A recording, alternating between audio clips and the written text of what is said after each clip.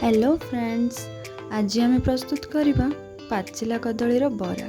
से आम नेबा अरुआ चाउल, अधिक पाचि जाइथिबा कदली, कदलीर चोपा छड़ाई ताकू ग्राइंडिंग करी तार गोटे पेस्ट प्रस्तुत करदेबा। आम पाखे जो चाउल अच्छी अरुआ चाउल को धोई छाणी दे सुखापी छाड़देवा। सुखीगला से चाउलर चूना प्रस्तुत करदेबा।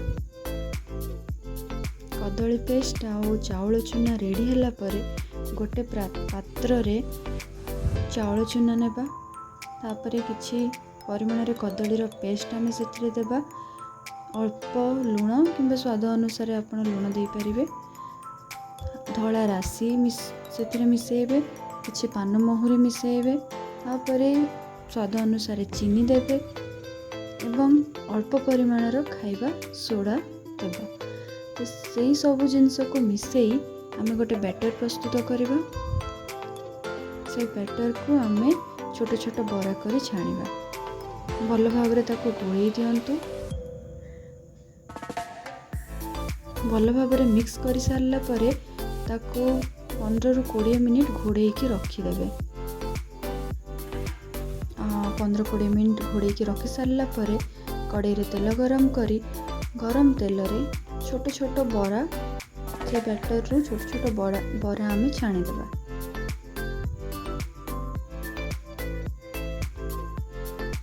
मु केवल निज पई बनाइथिली, सेति पई मामा अल्प तेल रे अल्प बरा मो पई बनै देइतिले। आ टिके अधिक तेल दे आपण अधिक परिमाण रे बनै परिबे। तो बरार छाणीला बेले ताको देखिए तार कलर चेंज हो धीरे धीरे गोल्डन ब्राउन कलर हो। तो क्रिस्पीनेस भी आसो। तो कलर चेंज हो आसला माने आपण ताको धीरे धीरे काढ़ापी आरंभ करदेवे। ताको काढ़ी गोटे पात्र रे रखिदेवे। देखो बढ़िया टिके रेडिश कलर हो आसलानी। एबे आमे ताको गोटे पात्र रे काढ़ी देबा।